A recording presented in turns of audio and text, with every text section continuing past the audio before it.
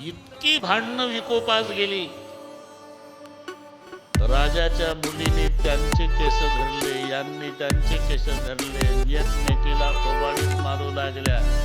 आमचाच अधिकार मोठा आहे, आम्ही ऋषीच्या पोरी आहोत. असू द्या ऋषीच्या पोरी, आमच्या बापाच्या तुकड्यावर जगताय तुम्ही. राजाच्या मुलीनं मी तिथं तुम्ही सांगतो भांडण.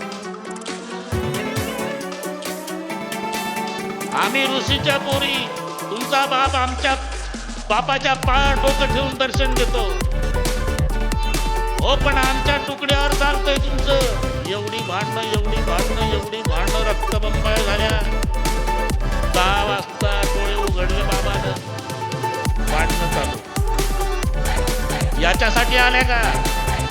शाप आहे तुम्हाला. उद्या जो कोणी माझं प्रवचन ऐकल ती गरोदर राहील. सांगा आता. मग तुम्हाला तिथं दिलं मी, तुम्ही ऐका, तुम्ही ऐकलं नाही ते.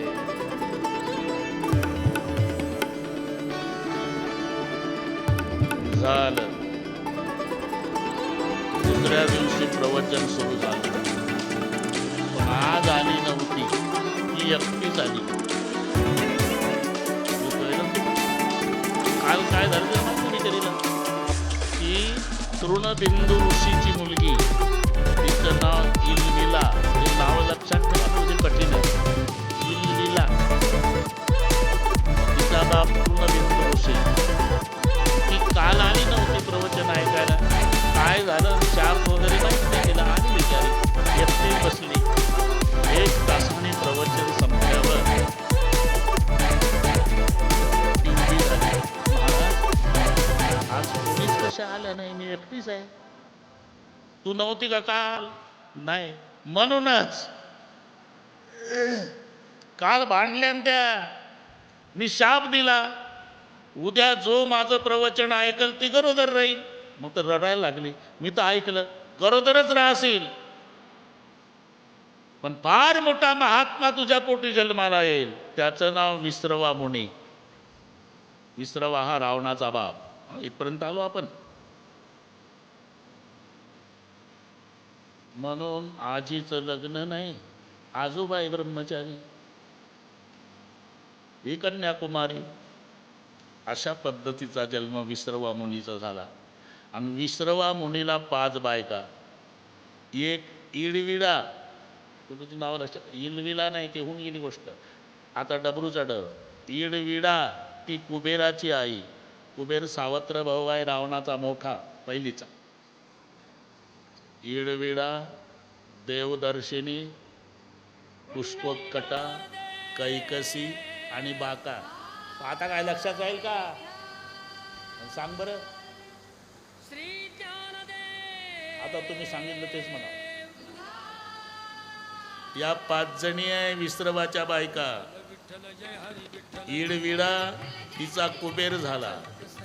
देवदर्शिनी तिचा वैश्रवण झाला. कैकसी तिचा रावण झाला. पुष्पोत्कटा तिचे 3 झाले. एक कुंभकर्ण, एक बिभीषण आणि दिदी. दिदी माहिती आहे, शूर्पणखा दिदी. मग राहिली बाका, तिचे 5 झाले. महापार्श्व, महोदर, महाबाहू, खर आणि कुंभीन. मोजले का तुम्ही?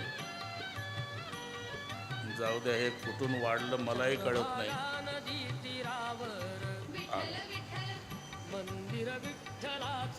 केदार सेठ, बस नाव लक्षात.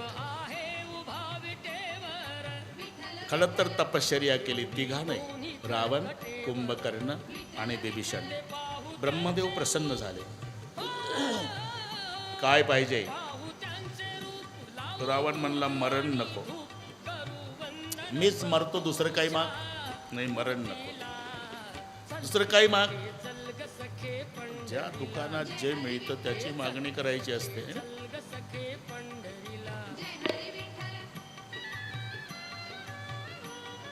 एक वयाच्या 40 वर्षाचं होईपर्यंत फिरलं, लग्नच झालं नाही. वैतागलं. तिथून पुढे 12 वर्षे हनुमानजीची प्रार्थना सुरू केली. आता कोण्या कामासाठी कोण्या देवाकडे वशिला हे तर डोकं चाललं पाहिजे. ते बिचारं शेंदूर लावून बसलं, हे तिथं कधी करशील लग्न माझे. आता 52चं झालं, 52